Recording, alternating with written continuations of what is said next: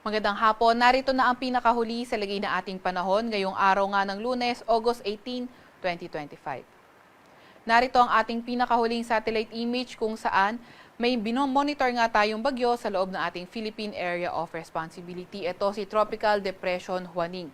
Kanina nga alas 4 ng hapon, ito ay huling namataan na nasa may layong 555 kilometers east northeast ng Itbayat, Batanes. Nagtataglay ng lakas na hangin na 55 kilometers per hour malapit sa sentro at bugso na aabot sa 70 kilometers per hour. Ito ay kumikilos sa direksyong hilaga ng mabagal. Itong bagyong nga ito ay wala naman tayong nakikitang direktang epekto sa kahit na anong parte ng ating bansa kahit sa mga susunod na araw. Para naman sa lagay ng panahon, inaasahan nga natin yung easterlies ang makakaapekto sa silangang bahagi ng Visayas at Mindanao, kaya asahan natin na ito ang magdadala ng maulap na papawirin at mga kalat-kalat na pag-ulan, pagkidlat at pagkulog sa Eastern Visayas, Caraga, Davao Region, Northern Mindanao, pati na rin sa may Zamboanga Peninsula. Kaya inaasahan nga rin natin na magiging maulan sa lugar ng Apayao, pati na rin sa Ilocos Norte. Iyan naman ay sanhi ng trough ng tropical depression sa labas naman ng ating Philippine Area of Responsibility. Kaya sa mga lugar na inaasahan natin na uulanin sa mga susunod na araw at ngayong araw ay pinag-iingat nga natin sa mga banta ng pagbaha o hindi kaya pagguho ng lupa. Para naman sa lagay ng panahon, sa Metro Manila at nalalabing bahagi na ating bansa, mas maaliwalas na panahon ang inaasahan natin pero may mga tsansa pa rin ng mga localized thunderstorms.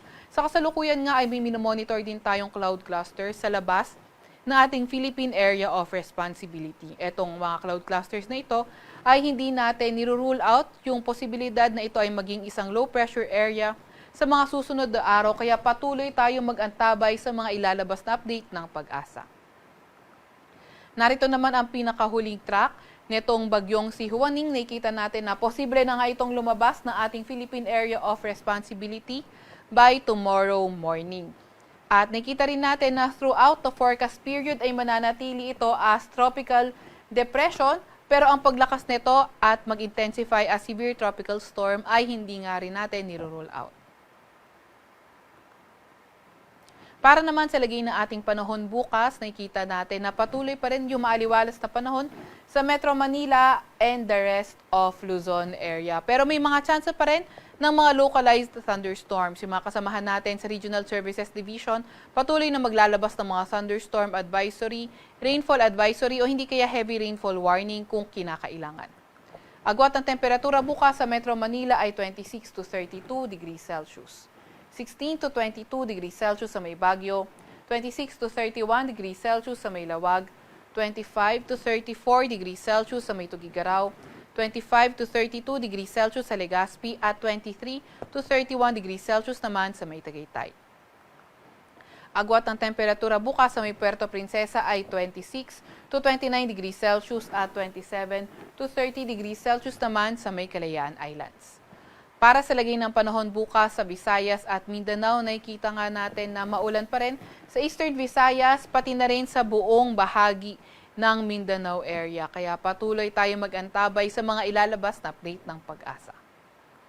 Para naman sa nalalabing bahagi ng Visayas area, partly cloudy to cloudy sky sa ating inaasahan at may mga tsansa ng mga localized thunderstorms. Agwat ng temperatura bukas sa Cebu ay 25 to 34 degrees Celsius. 25 to 32 degrees Celsius sa Iloilo, 26 to 31 degrees Celsius sa may Tacloban, 25 to 31 degrees Celsius sa may Cagayan de Oro, 24 to 32 degrees Celsius sa may Davao at sa may Zamboanga naman ay 24 to 33 degrees Celsius. Para naman sa lagay ng ating karagatan, wala pa rin tayong nakataas na gale warning sa kahit na anong dagat baybayin ng ating bansa. Para sa 3-day weather outlook ng mga pangunahing syudad natin, nakita natin sa Legazpi City, pati na rin sa Mimaropa, Wednesday to Friday, inaasahan natin ang maulan na panahon. Sa Metro Manila naman at Baguio City, pati na rin sa malaking bahagi ng Luzon, inaasahan natin na magpapatuloy ang fair weather condition at may mga tsansa ng mga localized thunderstorms. Gayunpaman, sa may Batangas at Cavite, by Friday, posible nang maging maulan. Agwat ng temperatura sa Metro Manila ay 25 to 32 degrees Celsius. 16 to 22 degrees Celsius sa may Baguio City at 24 to 33 degrees Celsius naman sa may Legazpi City. Para naman sa mga pangunahing syudad sa Visayas area sa Metro Cebu, Iloilo City, Tacloban City at malaking bahagi nga ng Visayas, nakikita natin na patuloy pa nga ring magiging maulan sa lugar nila. Agwat ang temperatura sa Metro Cebu ay 25 to 32 degrees Celsius. 24 to 32 degrees Celsius naman sa may Iloilo City at 26 to 31 degrees Celsius sa may Tacloban City.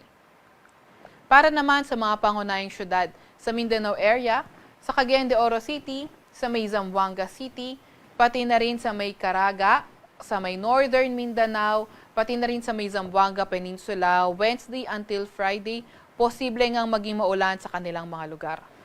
Sa Metro Davao naman and the rest of Mindanao, Wednesday until Thursday, posible maging maulan, pero pagdating ng Biyernes ay posible na ngang gumanda ang panahon, kung saan may mga tsansa na nga lang ng mga localized thunderstorms. Agwat ang temperatura sa Metro Davao ay 24 to 32 degrees Celsius. 24 to 32 degrees Celsius rin naman sa may Cagayan de Oro City at 23 to 32 degrees Celsius naman sa may Zamboanga City. Sa Kalakang, Maynila, ang araw ay lulubog ng 6:17 ng gabi at sisikat bukas ng 5:43 ng umaga. Huwag magpapahuli sa update ng Pag-asa. I-follow at i-like ang aming X at Facebook account, DOST_Pag-asa. Mag-subscribe din sa aming YouTube channel, DOST-Pag-asa Weather Report. At para sa mas detalyadong impormasyon, bisitahin ang aming website, pag-asa.dost.gov.ph. At yan nga muna ang pinakahuli sa lagay na ating panahon. Mula sa Weather Forecasting Center ng Pag-asa, Veronica Torres, nag-ulat.